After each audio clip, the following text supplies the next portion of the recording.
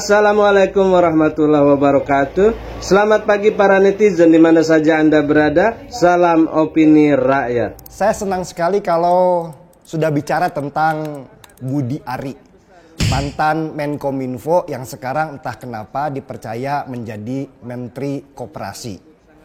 Saya tuh nggak paham apa kapasitas dan kapabilitas dari seorang Budi Ari yang membuat Pak Prabowo kembali mempercayakan satu kursi menteri kepada dirinya. Apalagi buat saya dan banyak orang, menteri itu seharusnya dijabat oleh seseorang dengan latar belakang profesional atau bahkan birokrat yang sudah lama dan mumpuni di bidangnya. Sehingga sebagai seorang pembantu presiden, seorang menteri itu sudah harus tahu apa sih kerjanya. Dengan memasukkan seorang menteri hanya karena kedekatan politis atau karena bisikan seseorang saja, masyarakat sudah bisa menilai kalau kabinet Prabowo yang baru dibentuk ini jadi seperti main-main, nggak serius dalam menyelesaikan banyak masalah di Indonesia. Coba deh teliti aja, apa Menteri Koperasi Budi Ari punya pengalaman tentang koperasi? Ini pertanyaan yang sama waktu Jokowi mengangkat Budi Ari menjadi Menkominfo. Punya kemampuan apa seorang Budi Ari sehingga dia diangkat menjadi seorang menteri, apalagi di bidang yang sangat kompleks dan rumit dan menguasai hajat hidup orang banyak seperti Kementerian Komunikasi dan Informasi. Dan akhirnya, lihat aja, sesudah Budi Ari tidak lagi menjabat di Kominfo, baru terbongkar kementerian itu mengalami pembusukan luar biasa sesudah belasan orang di dalam Kominfo yang sekarang bernama Komdigi atau Kementerian Komunikasi dan Digital itu diseret polisi ke penjara karena mereka ternyata adalah kaki tangan dari bandar-bandar judi online. Dulu dipilihnya Budi Ari jadi Menkominfo saja ditertawakan banyak orang yang logika berpikirnya masih waras. Karena yang namanya kita kerja ya, apalagi kalau sudah memegang sebuah jabatan, sudah pasti seharusnya yang dipilih adalah orang yang sangat mengerti di bidangnya. Dan Budi Ari sama sekali bukan orang yang ngerti di bidang informasi digital.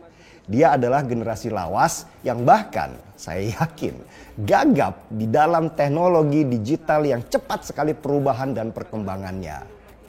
Dan akhirnya perkiraan banyak orang itu benar. Kominfo di bawah Budi Ari jadi rusak serusak-rusaknya.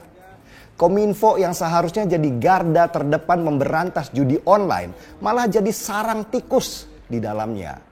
Dan itu baru berkaitan dengan judi online saja.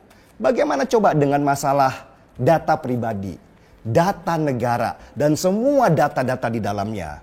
Bagaimana coba dengan masalah kecepatan internet kita yang menurut data hanya ada di peringkat ketiga dari bawah di ASEAN. Kita bahkan hanya menang dari Timor Leste, negara yang baru merdeka tahun 2002, dan Myanmar. Jangan bandingkanlah dengan Singapura, diketawain Malaysia kita. Semakin lemah seorang pejabat, biasanya dia sibuk membungkus dirinya dengan jargon-jargon. Coba perhatikan saja Budi Ari waktu dia menjabat jadi Menkominfo. Penuh dengan jargon-jargon pemberantasan judi online. Bahkan Projo, organisasi relawan bentukannya Budi Ari, juga ikut-ikutan jadi buzzer pemberantasan judi online. Ribut doang di media dan media sosial. Tapi hasilnya apa? 16 orang tertangkap jadi tangan kanan bandar judi online dan 12 diantaranya adalah pegawai kementerian. Gila kan? Yang lucunya Budi Ari juga mendapat piala dari detik.com sebagai tokoh pendorong pemberantasan judi online di bulan Oktober lalu. Detik.com itu seharusnya malu dan mencabut kembali piala penghargaan mereka ke Budi Ari ketika ada kasus terbongkarnya orang dalam di kementerian yang dulu dipimpin oleh Budi Ari. Kan orang jadi banyak yang ketawa. Baru aja dapat penghargaan rumah paling bersih. Ternyata baru terbongkar. Ternyata sarang terbesar tikus malah ada di dalam rumahnya. Pak Prabowo seharusnya mulai berpikir ulang lagi untuk menjadikan Budi Ari sebagai menteri. Karena terbukti di kementerian lamanya Budi Ari itu bermasalah, sibuk dengan pencitraan dan minus kerja. Kalau di kementerian lama aja terbongkar bobroknya, kebayangkan kebobrokan apa yang akan terjadi di kementerian baru dia sekarang. Memang apa sih yang diharapkan dari kerja seorang ketua relawan yang pernah ngambek pengen bubarkan organisasi Projo karena gak dapat jabatan apa-apa dari Jokowi? Dari model ngambeknya aja kita udah bisa mengukur kapasitas seseorang. Sudah seharusnya dalam memilih seorang menteri, seorang presiden itu melihat latar belakang siapa menteri itu. Secara teknis, menteri adalah pembantu presiden. Jadi supaya tugas presiden lebih mudah, seorang menteri itu harus sangat mengerti, sangat pengalaman di dalam bidang di mana dia ditugaskan. Kalau menterinya nggak punya background apa-apa, ya pelangap-pelongolah dia. Dan lengah sedikit jadi sarang judi online. Terakhir, saya juga harus apresiasi Menteri Komdiji Mutia Hafidz yang berani membuka dapur kementeriannya supaya polisi bisa masuk lebih dalam dan tidak terhalang oleh benteng politik untuk penyelidikan.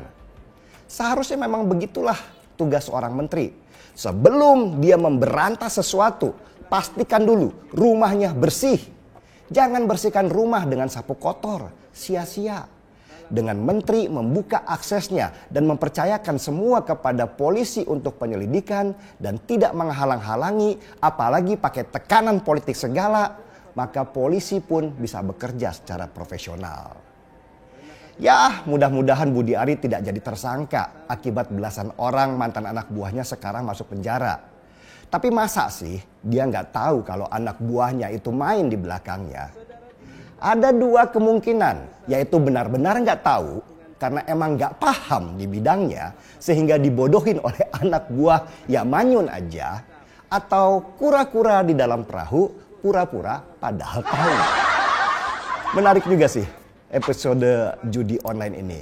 Kita perhatikan terus ya sambil ngopi tentunya. Fakta tak terbantahkan, ratusan ton bansos yang disalurkan oleh pasangan Ridho adalah hasil dari judi online. Budi Ari sebagai Ketua Projo baru saja mendeklarasikan dukungannya kepada pasangan Ridwan Kamil dan Suswono.